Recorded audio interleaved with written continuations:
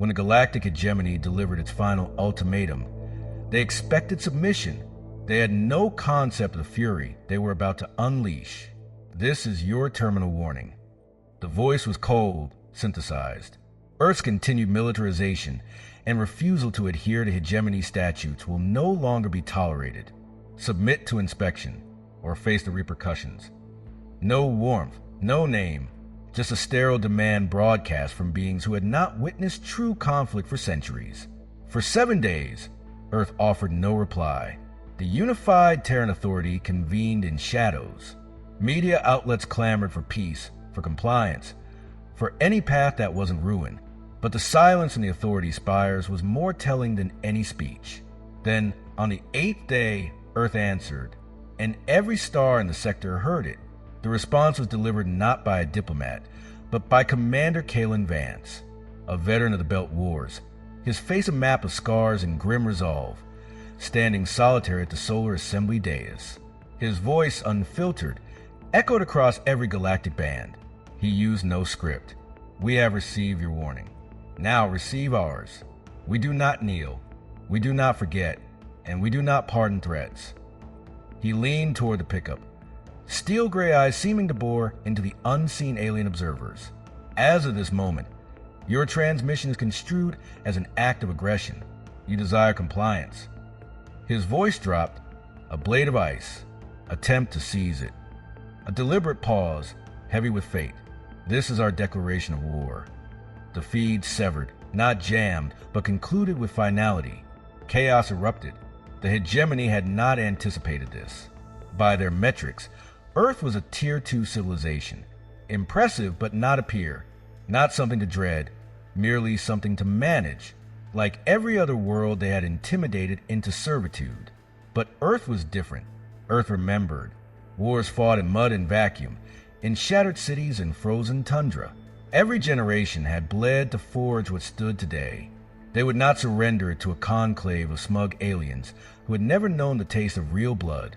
The first blow did not come from the hegemony. It came from Earth. Within 48 hours, 3 hegemony border monitoring stations were excised from the star charts. No warning, no prisoners. Coordinated, silent strikes executed with clinical brutality. By the time hegemony fleets mobilized, Terran naval assets had already scattered into void. Ghost ships, cloaked drones, weapon platforms launched from the Oort cloud. Earth did not fight as expected. There were no grand, chivalrous fleet engagements. Only sabotage, subversion, and silent annihilation. And at the vortex of the storm was Commander Vance, now elevated to Sovereign Commander, directing the chaos from the UTS Oblivion's maw. The most formidable dreadnought humanity had ever constructed. The hegemony knew his name. They called him the Titan's Reaper, though no human ever confirmed the events near Saturn's largest moon. A hegemony fleet of 16 vessels had simply vanished. Vance returned alone. The hegemony called it a sensor anomaly. Everyone else knew the truth. Now, the hegemony realized too late that while they debated protocols, Earth had been preparing, building war machines, training orbital shock troops, refining AIs that could outthink and outstrike anything in their records. They had underestimated Earth. They had underestimated humanity. And they were about to comprehend the cost. Vance stood in the war room, arms crossed, jaw hardline. The hologram displayed Hegemony Fleet Alpha advancing on the Vega perimeter. 12 battlecruisers, 6 destroyers, and a diplomatic escort.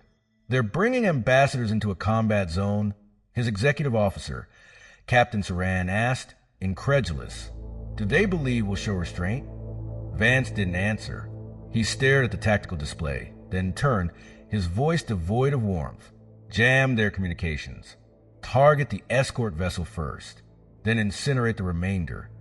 Sir, they issued a threat, They issued a threat, Vance interrupted, tone low and final. We respond with annihilation.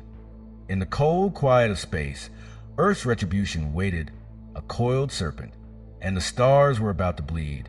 The UTS Oblivion's maw moved through the dark like a predator, its hull sheathed in advanced gravimetric distortion fields, invisible to standard hegemony sensors. Its drives were near silent. Vance stood at the helm, staring into the abyss. He did not speak. His hands, scarred from a mining detonation 2 decades past, flexed behind his back. The war was no longer imminent. It was present, behind him. The command deck hummed with quiet, lethal efficiency. Every officer there had earned their place through blood and decisions that would haunt lesser beings. "Sir," Saran called from the console bank. Intercept confirmed. Hegemony Fleet Alpha, 26 minutes out. They are broadcasting again.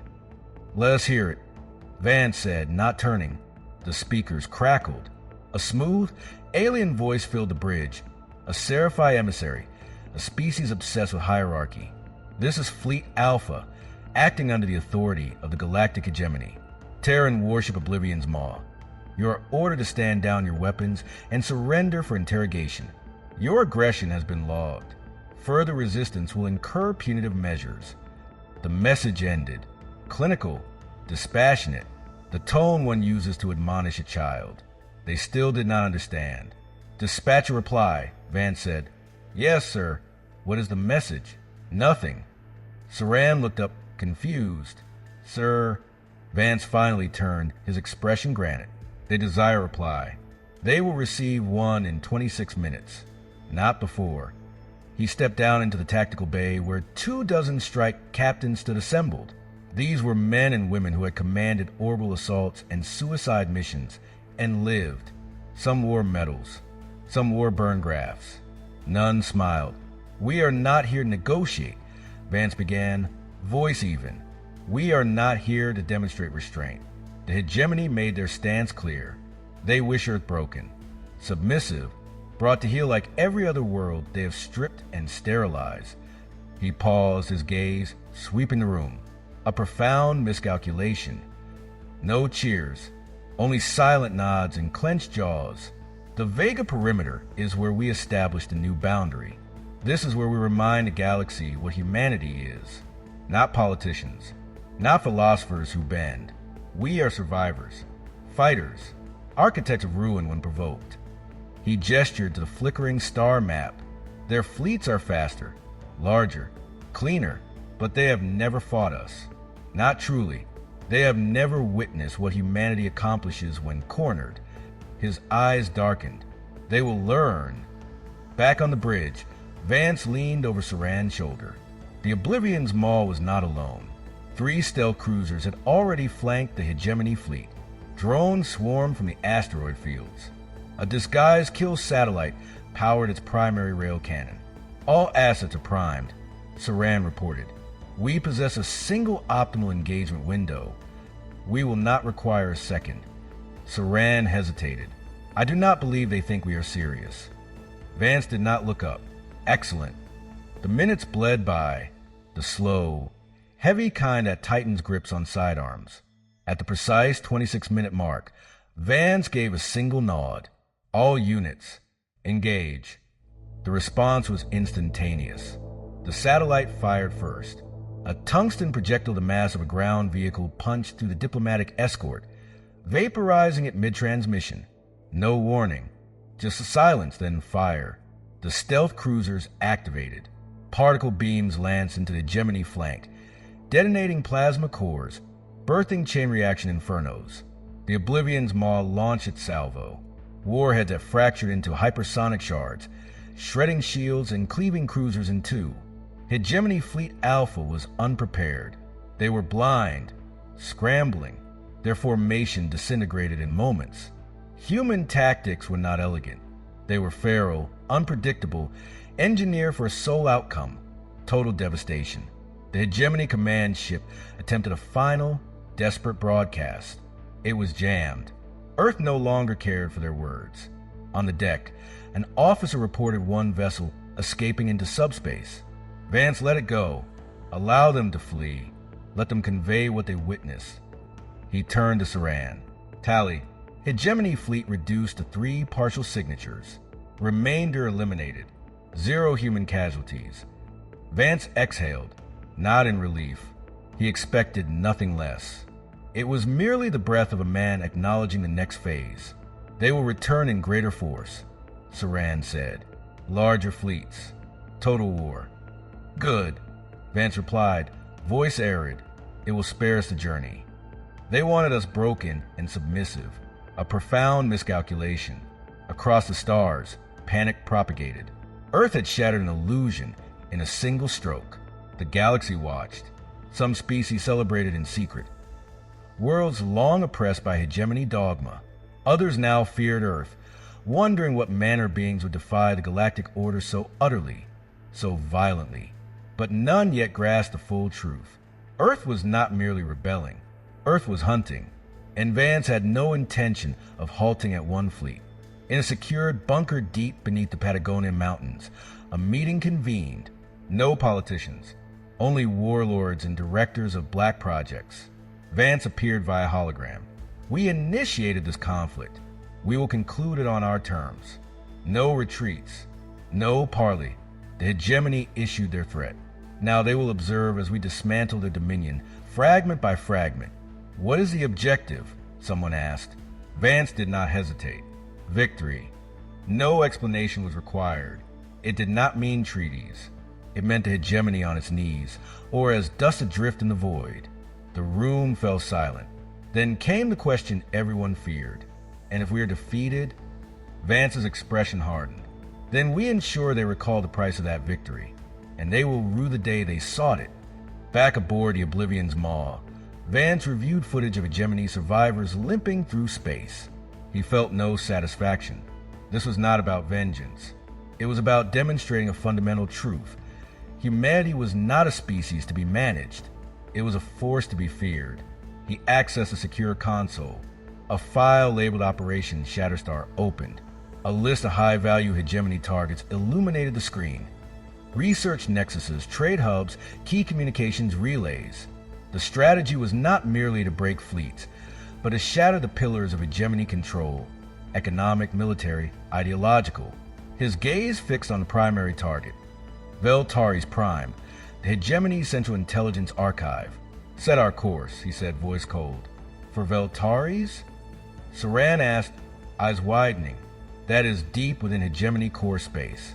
It is suicide. Vance looked over, the ghost of something darker than a smile touching his lips. They began this war with an ultimatum.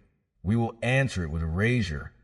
The UTS Oblivion's maw traveled through prescribed sectors for 40 hours. Dangerous, uncharted space. That was precisely why Vance had chosen it. No one anticipated humans taking the dark path, and humanity thrived where others feared to tread. Vance had not slept. His mind was sharper amidst conflict. Peace had nearly dulled Earth into extinction. War was clarity. War was home. Status. He barked upon entering the command deck. Subspace stealth holding. Saran responded. No enemy sensor contact. Estimated arrival at Vel-Taris Prime. 8 hours. Vance approached the holographic map. Vel-Taris was not merely a repository. It was a hegemony's cerebral cortex. Their history, surveillance, blackmail, war, doctrine, all resided there. This strike would be a decapitation. We strike Vel-Taris. We sever their coordination. Vance said, eyes narrowed. We do not merely fight them. We blind them. Saran hesitated. Sir, the facility is massively shielded. It is encased in a lunar crust, surrounded by defense platforms. It is suicide. Vance finished for him, turning. Everything of consequence is... He walked off the deck. No speeches. Only the silent pressure of inevitable action. 3 hours later, in a black chamber, Vance met with the Wraith unit. No uniforms. No names. These were operatives pulled from every shadow program of the past 4 decades. Some were not officially alive. Their leader, a man called Silas, nodded once as Vance entered. This is our final briefing. Vance stated bluntly. Silas did not ask why. You will breach via maintenance conduits. Utilize havoc charges. Leave no traces. Infiltrate. Download all accessible data. Implant the virus. Your extraction window is 90 seconds post-strike initiation. Silas stared, unmoving. An extraction? There is none, Vance said. You remain until the core collapses. You were aware of this when you volunteered. Silas nodded once. It is time. There were no farewells. The Wraiths simply vanished into their preparation chamber. Within 20 minutes, they were sealed inside a stealth drop pod, cradled in the dreadnought's belly. A bullet aimed the enemy's brain. Vance watched the pod seal. 13 individuals. 13 chances to snap the galaxy spine. He input a launch code. Pod launch in 30. Saran turned from his console. Sir, why now? We are prevailing in the peripheral engagements. Those are distractions, Vance said without turning. We destroy Vel-Taris. We destroy the illusion. They believe they can manage us. This proves they cannot even perceive our approach. He paused. We are no longer seeking a favorable peace. We are ending the game. The assault commenced with chaos. As the Oblivion's maw dropped from warp, it did not appear on sensors. It tore through them. Signal disruptors fried surveillance nets. EMP waves rolled outward. 3 hegemony defense vessels moved to intercept. They were vaporized by kinetic slugs from orbital railguns positioned months prior. Covert Ops Vance himself had authorized under Project Glassstorm. Then came the hammer. The Wraith's pod launched, a silent comet streaking toward the lunar crust. Inside, the team was wordless, breathing steady. They had accepted their truth. They were not returning. On the command deck, Saran watched the feed dissolve. Signal lost. Pod has breached the crust. Vance stood silent. For a moment, the war itself seemed to pause. Inside Vel-Taris, alarm screamed. Security descended into panic. Systems designed to control were not built for this kind of savage, intimate assault. When the Wraiths emerged from the shaft networks, they were already deep within the archival stacks. The guards were eliminated without sound. In 7 minutes, they reached the inner vaults. As Silas interfaced the data seed with the core terminal, his eyes scanned the files, thousands upon thousands concerning Earth, its psychology, its perceived weaknesses. He smirked. You understand nothing, he muttered. Then he executed the command. The virus activated. The data hive began to collapse. Files corrupted. Terminals failed. The safeguarding AI, believing itself under neural siege, initiated a purge protocol. And that was when the Wraiths detonated the Havoc charges. The facility shuddered. Lights died. Gravity fluctuated. In the final seconds, Silas stood amidst the wreckage, the virus still consuming, and whispered, Earth delivers its response. Then, Oblivion. On the Oblivion's maw, Saran turned to Vance. Core collapse confirmed. We have lost contact with the Wraiths. They fulfilled their purpose, Vance stated flatly. Now we fulfill ours. Our move. Now, Vance said, staring at the distant crumbling moon. We begin shattering worlds. Saran's eyes narrowed. Is this still about the hegemony? No, Vance replied, his voice a low growl. This is about humanity's permanent place in the galactic order. This is about ensuring the next time any power contemplates threatening us, they recall this day and choose silence instead. In the hegemony's inner sanctum, news of Vel-Taris' fall struck like a supernova. The High Arbiter collapsed mid-sentence. Counselors screamed for evacuation. Entire species reconsidered their allegiances. Earth had not merely retaliated. It had struck at the mind of the hegemony. The message was unequivocal. You are not divine. You are not secure. You are next. The UTS Oblivion's maw slipped through the dead zone toward the core ring, the heart of hegemony governance. Vance stood alone in the observation blister. The stars were cold, indifferent. He did not dream. The war had incinerated that capacity. Some men fought for peace. Vance fought because no peace worth preserving remained. Saran entered. The core ring has mobilized. 8 carrier groups, 2 dreadnoughts, planetary shield systems are activating. They have locked down their inner systems. Vance did not look at him. Cowards hide behind walls. Emperors perish behind them. Saran stepped closer, voice lowered. Sir, this is not Vel-Taris. These are their capital worlds. If we strike, we risk plunging the entire spiral arm into chaos, famine, civil war, billions of lives. Vance finally turned. They declared war upon us with that transmission. They determined the stakes.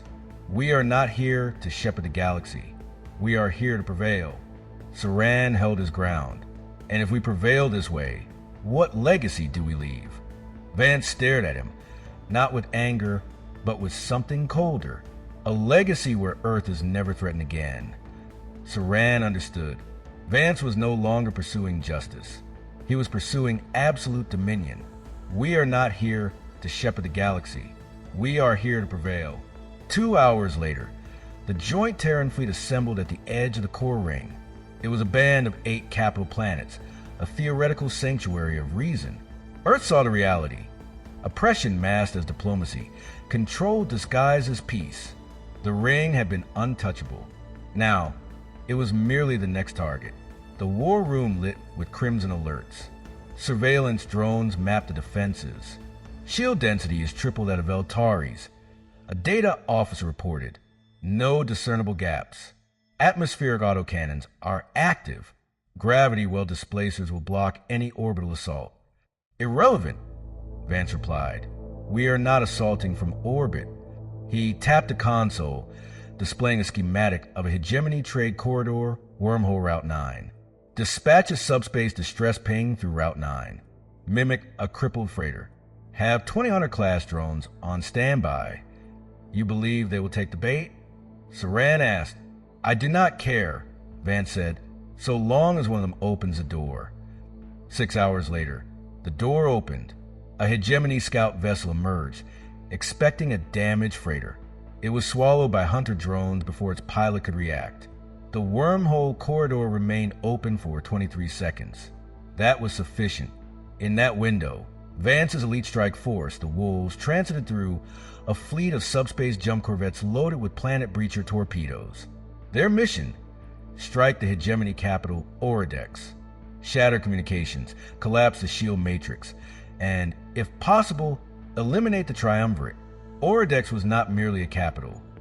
It was a symbolic heart. Every hegemony law had been ratified within its ivory spires. The Wolves broke through its upper orbit like phantoms. Torpedoes plunged into the crust.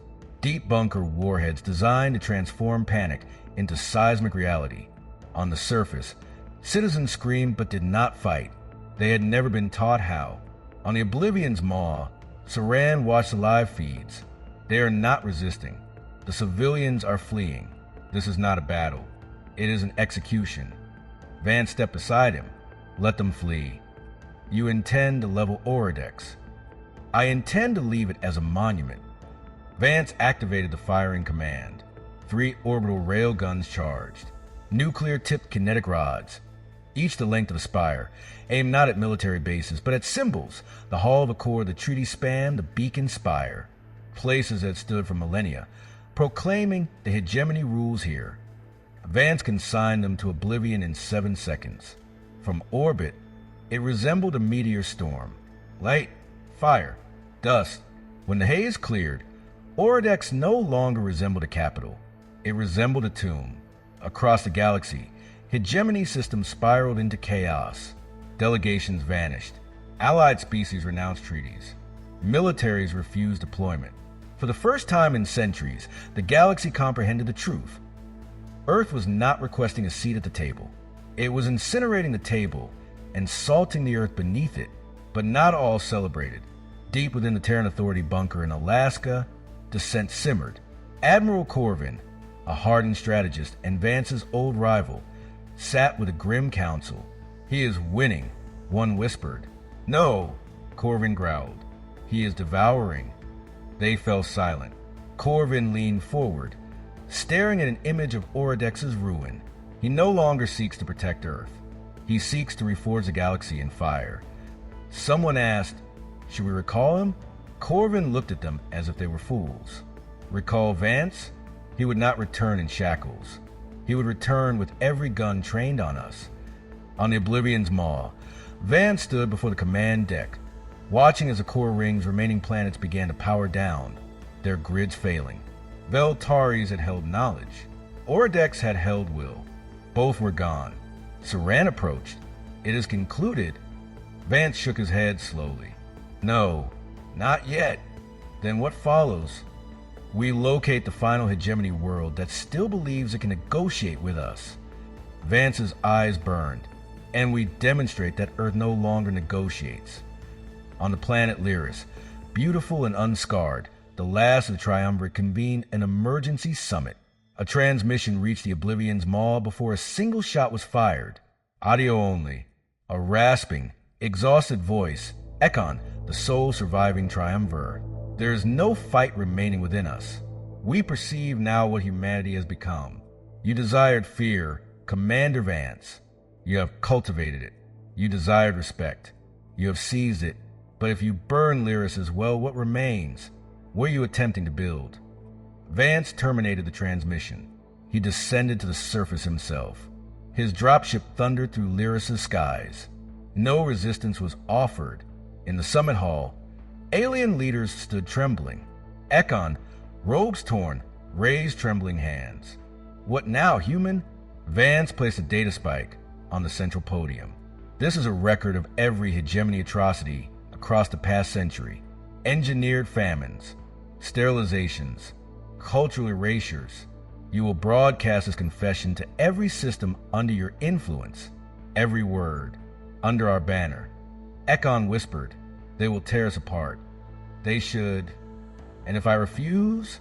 Vance's eyes did not waver. Then I reduce Lyris to slag while you yet draw breath. The confession was broadcast. Across the galaxy, old flags fell. New banners were raised. The black sigil of the Terran Sovereign Command. Vance did not feel pride. This was about control. Hours later, a signal arrived from Earth. Encrypted, top-level clearance. Saran's eyes widened. It is from Admiral Corvin. He is locking down Authority Command. He is invoking an emergency review. He accuses you of overreach, of violating the Sovereign Charter. He is ordering your recall. The deck fell silent.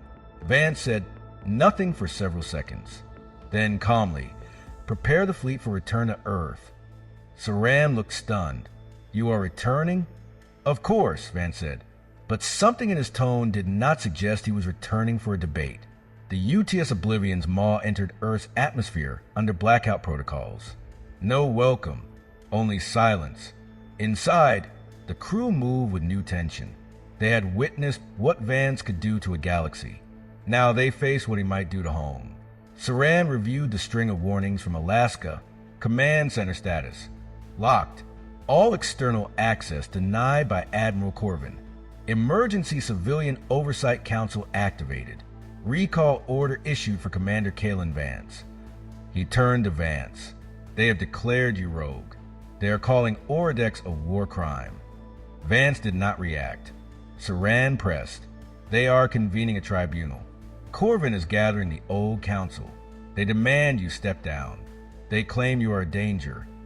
Vance's jaw tensed, eyes on Earth's slow rotation. After all we have accomplished, Saran said, this is their gratitude. They are not grateful, Vance replied coldly. They are afraid. They believe they can recage the wildfire. 3 hours later, Vance stepped onto Terran soil. No crowds, only the Alaskan wind and a line of black-armored soldiers. At their forefront stood Admiral Corvin. Vance, you are under review for charter violations. You are to surrender your rank in command. Immediately, Vance looked past him at the command tower. You locked the doors. Because you permitted no alternative. Do you believe Earth is secure now? Vance stepped closer. You think those hegemony remnants will forget what we did because we extinguished a few fires? Corvin did not flinch. I believe we do not defeat tyranny by becoming its mirror. Vance narrowed his eyes. I did not initiate this war, Corvin. I concluded it. You murdered billions. I safeguarded billions more. Corvin stepped forward. You constructed an empire from blood and terror. And now you return expecting a crown. Vance's voice dropped to a growl. We bled for this world. We watched men suffocate in vacuum to preserve its breath. And now you wish to bury that cost because it unsettles you. Corvin snapped. This is not about comfort. It is about control. Vance offered a cold smile. Precisely. Inside Authority Command, chaos spread, not among politicians, but among soldiers. Vance's name carried weight. His victories had brought loyalty no flag could inspire. That night, an encrypted message pulsed to every military branch. Vance's face. One sentence. The war concludes only when Earth dictates the peace. It was sufficient. Bases went dark. Transports lifted without orders. Subfleets delinked from a network and vectored toward Alaska. Corvin watched in real time. He is summoning a loyalist uprising. An aide shouted. No, Corvin muttered. He is summoning a new Earth. Vance did not storm the tower. He waited, let the message propagate. Let the weight of his galactic campaign settle upon the home front. By dawn, for orbital divisions declare for Vance. By noon, 10 more went silent. By nightfall, the outer colonies broadcast their allegiance, begging him not to surrender. In the command bunker, Corvin stared at the final report. Vance has operational control of over 50% of Terran military assets. If he marches, it will be civil war. He stood slowly. I will speak with him. Alone. They met in a neutral bunker, a relic from a prior age. 2 men. Stone. Steel. Silence. Corvin entered first. You have made yourself a myth. No, Vance said, not turning. The galaxy made me a monster. I merely mastered the role. Corvin exhaled. You are not the man I recall. I am not the man Earth required during peace. I am the man it required during war. Corvin's voice cracked slightly. And what does it require now? Vance finally turned, and for the first time, his eyes held not fury but conflict. Corvin stepped closer. You need not burn it all to the ground, Kaelen. Vance met his gaze. I already have. A long silence. Then Corvin nodded once. I will not obstruct you. Vance walked past him into history. The following day, the Terran Authority was dissolved. Vance did not seize power with weapons. He did not need to. The people yielded it. The soldiers cheered. The colonies aligned. Earth did not elect him. It capitulated to him. There was no coup, only inevitability. And so, the war hero who had answered a threat with Inferno now ruled a planet that had dispatched him to burn. Banners changed overnight. The old sigils were replaced by a sharper emblem, black wings encircling a crimson disk, the mark of sovereign Earth. Vance never gave a speech. He never claimed a throne. He merely occupied the silence left in the hegemony's wake, a silence to which Earth had surrendered its fear. In every capital, his image flickered on screens, unreadable eyes, a voice of clipped, hard truths. We are not at peace. We are in control. That was all, and it was enough. Within weeks, the military was restructured. Hesitant generals were reassigned. Dissenting officers found themselves in dead-end posts. Civilian oversight councils were quietly disbanded. No riots occurred. They were gone before the public noticed. By the month's end, Earth had become what the hegemony always feared. A unified species under a single, unchallengeable voice. But in ashes, embers always glow. Deep beneath the Atlantic, in a decommissioned orbital gate maintenance level, a quiet fire burned. Lieutenant Mira Valen was no longer a soldier, but she had once served under Vance in the Belt Wars. She remembered the man who fought for survival, not dominion. Now he sat upon a throne of bones. She would not let it stand. Around her, dissidents, former officers, outlaw techs, poured over flickering terminals, analyzing the new sovereign systems. They had no fleet, but they possessed a weapon Vance could not anticipate. The truth. Back in the Sovereign Command Spire, Saran walked with Vance as engineers installed new biometric locks. The colonies are stabilizing, Saran reported, but there is the leak. Vance's eyes flicked toward him. Old files, video logs from Vel-Taris, the Wraith unit's final transmission. Someone recovered deleted cache data. It is spreading. What does it reveal? Saran paused. It reveals Silas stating they were commanded to die. It reveals we severed extraction, that you never intended to retrieve them. Vance did not blink. I did not. It is propagating virally. Let them watch, Vance said, turning away. Let them witness the price of this peace. Saran pressed, quieter now. They are calling you a murderer. A traitor. Some say you executed your own men. I delivered them victory, Vance stated, jaw tight. History memorializes only the victor. Outside the sterile halls, the cracks spread. Across underground nets, black channels, the leak propagated. Silas's face, his voice, shouting through a blood-streaked helmet. He knew. He always knew. No extraction. Maddox termed it sacrifice. It was a burial. They required us dead because we perceived the truth. Vel-Taris was not justice. It was purification. In the Atlantic bunker, Mira replayed the transmission. We get this to the colonies. They will block it. Not if we use the old trade relay lines. We patch it through every non-aligned station. Mira looked up. Then we ignite the flame. 3 days later, chaos erupted on the fringes. Minor colonies refused supply shipments. Pirate broadcasts jammed sovereign frequencies. A Terran destroyer defected, looping Silas's broadcast from its comms tower. He abandoned us to die. He incinerates what he cannot control. Vance watched the red zones bloom on the influence map. Saran paced. If this grows, we lose the outer systems. The populace is believing it. Then we incinerate the outer systems. Vance said. Saran stopped. You cannot be serious. Vance turned slowly. I told you, we are not competing in a popularity contest. We are cementing humanity's place. This is not about opinion. It is about obedience. Hours later, Earth deployed Protocol Obsidian, a purge command authorizing deletion of any rogue network or station deemed a threat. No trials. Satellites fired on their own colonies. Relays exploded. On Martian outposts, drones ripped out transmission arrays.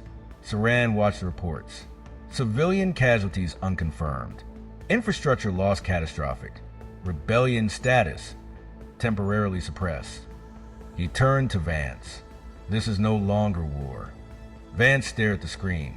It is control. But he did not foresee the next move. From a mining rig on Callisto, a final hidden signal launched. A complete archive of Silas's logs, uncut. Mission files. Voice recordings. Intercepted audio of Vance himself. No extraction.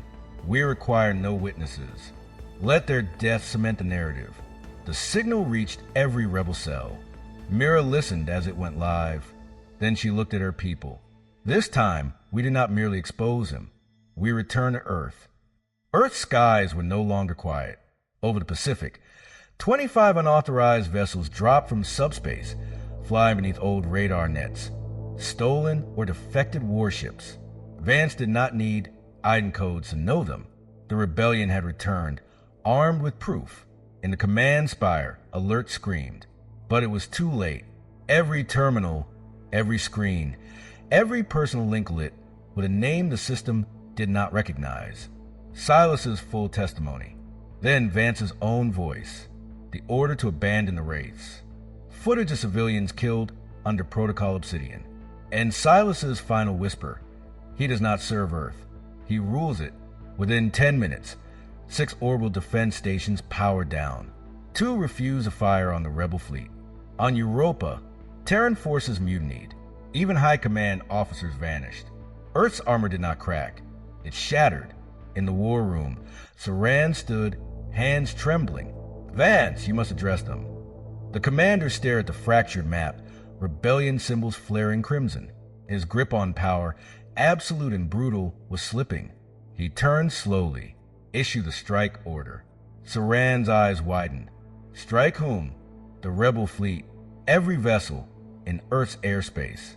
I care not if they broadcast truth or lies. Eliminate them. Saran did not move. I refuse. The room froze. Vance stepped closer. Repeat that. Saran's voice was quiet, measured, the fear gone. I will not follow that order. I swore to defend Earth, not to immolate it to keep you upon a throne of silence. Vance's face twitched, a fracture in stone. Then you have chosen your side. I have, Saran said, and I am not alone. Outside, the UTS Oblivion's maw powered its weapons, not under Vance's command, but under its captains, who had seen the full broadcast. The flagship that had led Earth's vengeance now turned its guns toward Earth. A silent ultimatum. Step down, or we finish this the hard way. In the rebel ship Nadir, Mira Valen watched as Earth's defenses stuttered and withdrew. The mutiny had succeeded. We land. Now.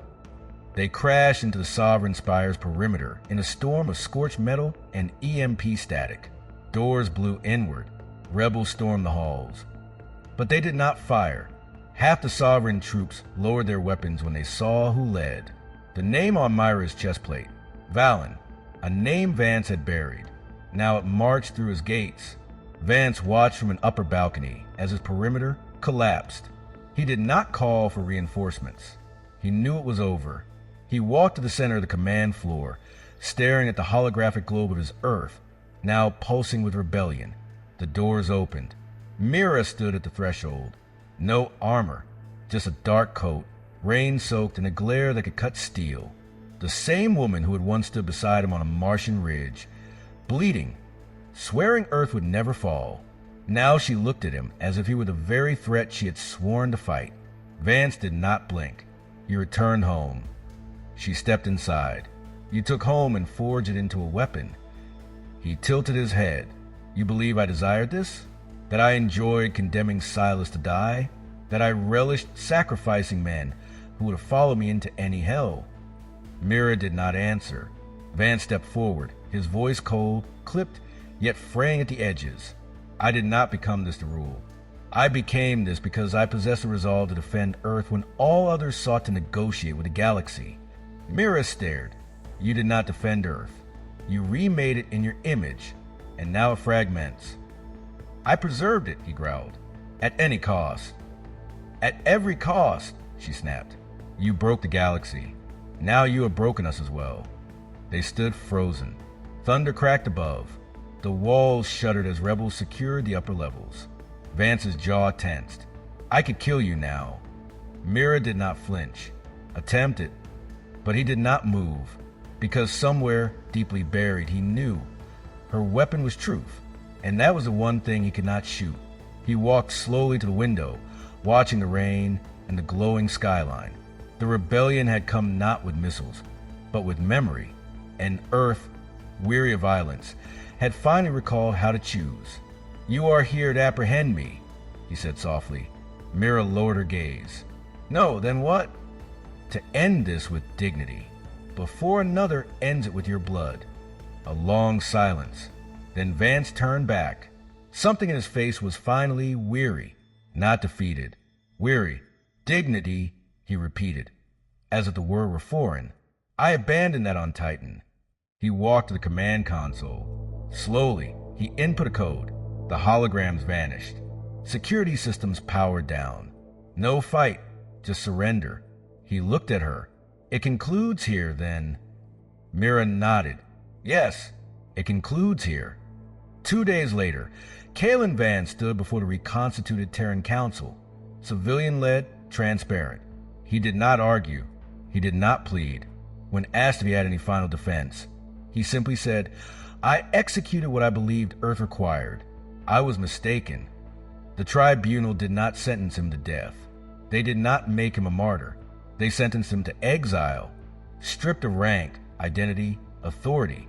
No longer a symbol, just a man receding into shadow. Some called it mercy, others justice. Only Vance knew it was both. He departed Earth in silence. A one-man transport to the Outer Rim, beyond the reach of any council, fleet, or banner. He never looked back. Years later, the galaxy remembered the war, the flames, the rebellion, the trial. Some named Vance a monster, others a savior. History never reached consensus, for that is war's final legacy. It buries truth in ash and lets the survivors debate what it meant. And somewhere in the deep void, a scarred man drifted quietly between stars. No rank, no flag, only memory, and the knowledge that once, when the galaxy threatened Earth, Earth replied. If the story of defiance, victory, and the heavy cost of power resonated with you, please support the channel.